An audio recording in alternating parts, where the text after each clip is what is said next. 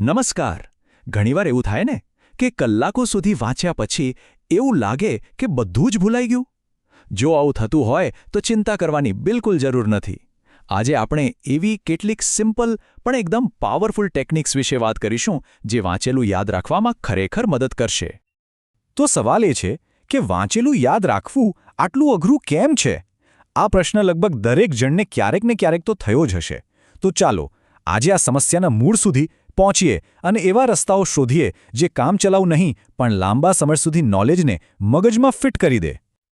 તો સૌથી પહેલી અને સૌથી અગત્યની વાત એ છે સમજણ. આ જ મજબૂત પાયો છે. કોઈ પણ વસ્તુ યાદ રાખવી હોય ને તો શરૂઆત અહીંથી જ કરવી પડે. પણ આ સમજણનો સાચો મતલબ શું? ચાલો જોઈએ. જુઓ, અહીં બે વસ્તુ છે. એક છે ગોખણપટ્ટી, મતલબ કે બસ શબ્દે શબ્દ ગોખી નાખ્યો, અને બીજું છે સાચી સમજણ, એટલે કે કોઈ વિષયનું શું અને શા માટે પકડવું. હવે ગોખેલું તો સાચું કહું તો થોડા દિવસમાં ભૂલાઈ જ જવાનું છે, પણ જો કોઈ વિષય મૂળમાંથી સમજાયો હશે ને તો એ યાદ રાખવાનો સૌથી મજબૂત અને લાંબો ટકનારો રસ્તો છે. તો પહેલું સ્ટેપ શું? એકદમ સિમ્પલ. કોઈ પણ ટોપિક વાંચો, પછી એને પોતાની જાતને પોતાના શબ્દોમાં સમજાવવાનો પ્રયત્ન કરો. જ્યારે આપણે આમ કરીએ છીએ ત્યારે એ માહિતી જાણે આપણી પોતાની બની જાય છે, અને પછી જુઓ એ કેવી મસ્ત રીતે યાદ રહે છે.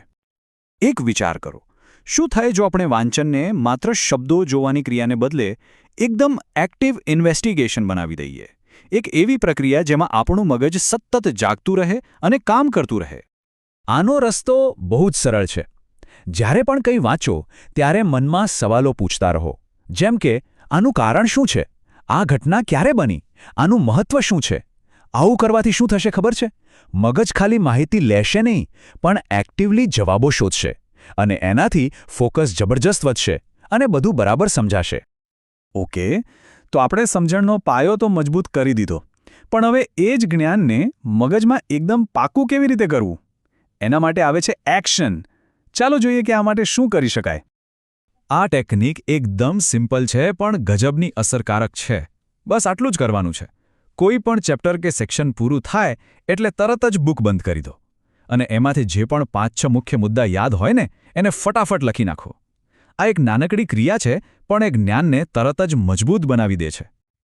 અને આ વાત પર ખાસ ધ્યાન આપજો. રિસર્ચ કહે છે કે લખવાની આ ક્રિયા છે ને એ યાદ રાખવાની ક્ષમતાને બમણી, ડબલ કરી શકે છે. વિચાર કરો, એક નાનકડી ક્રિયા અને એનું પરિણામ કેટલું મોટું છે. એક બહુ સરસ કહેવત છે કે જે સમજાવી શકાય છે તે જ સાચે યાદ રહે છે. આ વાત એકદમ સાચી છે. શીખવાની સૌથી સારી રીતોમાંની એક છે બીજાને શીખવવું. જ્યારે આપણે કોઈ ટોપિક બીજાને સમજાવીએ છીએ ત્યારે આપણી પોતાની સમજ અને યાદશક્તિ બંને એકદમ પક્કી થઈ જાય છે. હવે સવાલ થાય કે કોને સમજાવવું? તો જુઓ, કોઈ મિત્રને પકડો, પરિવારના કોઈ સભ્યને બેસાડો, અને જો કોઈ જ ના મળે ને તો ચિંતા નહીં, અરીસા સામે ઊભા રહીને પોતાની જાતને જ મોટેથી સમજાવો. મુખ્ય વાત એ છે કે બોલીને એ જ્ઞાનને મજબૂત કરવાનું છે. આ સિવાય બીજી પણ કેટલીક રીતો છે, જેમ કે જે કીવર્ડ્સ હોય, જે મુખ્ય શબ્દો હોય એને હાઇલાઇટરથી માર્ક કરો, અથવા તો કોઈ અઘરી માહિતી હોય તો એનો માઇન્ડ મેપ કે ડાયાગ્રામ બનાવી દો. આવું કરવાથી મગજના વિઝ્યુઅલ ભાગનો પણ ઉપયોગ થાય છે, જે યાદ રાખવામાં બહુ મદદ કરે છે. ચાલો, અત્યાર સુધી આપણે સમજણ અને ક્રિયાની વાત કરી. હવે આપણે એવી સિસ્ટમ્સ પર આવીએ જે શીખેલી વસ્તુને શોર્ટ ટર્મ નહીં પણ લોંગ ટર્મ મેમરીનો ભાગ બનાવી દે. અને આ સિસ્ટમમાં સૌથી પહેલો આવે છે રિવિઝનનો ગોલ્ડન રૂલ. જુઓ, આપણું મગજ છે ને એ સમય જતાં વસ્તુઓ ભૂલી જાય, એ એકદમ નેચરલ છે. તો આ ભૂલવાની કુદરતી પ્રક્રિયા સામે લડવા માટે એક સ્ટ્રક્ચર્ડ રીતે રિવિઝન કરવું ખૂબ જ જરૂરી છે. અને આ નિયમ ફોલો કરવો બહુ અઘરો નથી. બસ આટલું યાદ રાખો. પહેલું, રિવિઝન કરો 1 દિવસ પછી. બીજું, રિવિઝન કરો 7 દિવસ પછી. અને ત્રીજું, 21 દિવસ પછી. આ જે સમયના ગાળા છે ને એ વૈજ્ઞાનિક રીતે સાબિત થયેલા છે.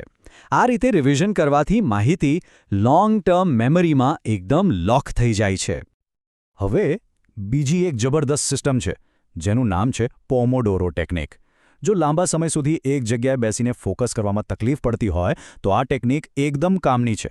આનાથી શું થાય કે સ્ટડીના લાંબા કલાકોને નાના અને મેનેજ કરી શકાય એવા ભાગમાં વહેંચી દેવાય છે.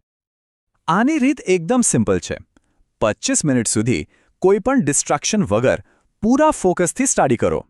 પછી 5 મિનિટનો શોર્ટ બ્રેક લો. બસ આ જ સાયકલને વારંવાર રિપીટ કરો.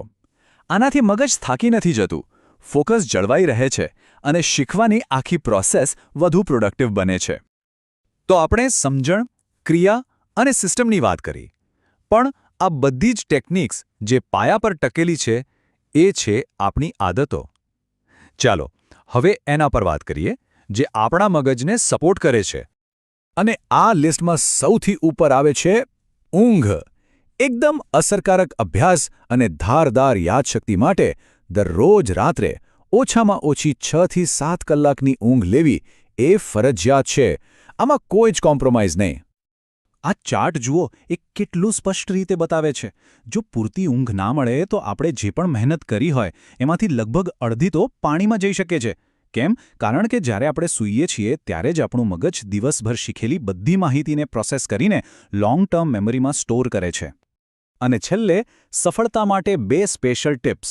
પહેલી, જ્યારે પણ ભણવા બેસો ત્યારે મોબાઈલ ફોનને પોતાની પાસેથી દૂર, સાવ દૂર મૂકી દો.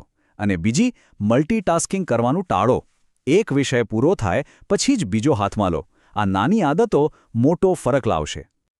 તો સાર એ છે કે યાદાશક્તિમાં માસ્ટરી મેળવવા માટે કોઈ એક જાદુઈ છડી નથી. એ તો આ 4 વસ્તુઓનું એક પરફેક્ટ કોમ્બિનેશન છે. સાચી માનસિકતા એટલે કે સમજ, પછી યોગ્ય ક્રિયા, એક મજબૂત સિસ્ટમ અને છેલ્લે મગજને સપોર્ટ કરતી સારી આદતો. તો હવે સવાલ માત્ર એક જ છે.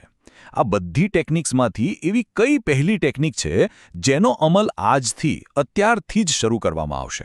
કારણ કે યાદ રાખજો, ખાલી જાણવાથી કંઈ નહીં થાય. જ્ઞાનને જ્યારે ક્રિયામાં ફેરવવામાં આવે ત્યારે જ સાચું પરિવર્તન આવે છે.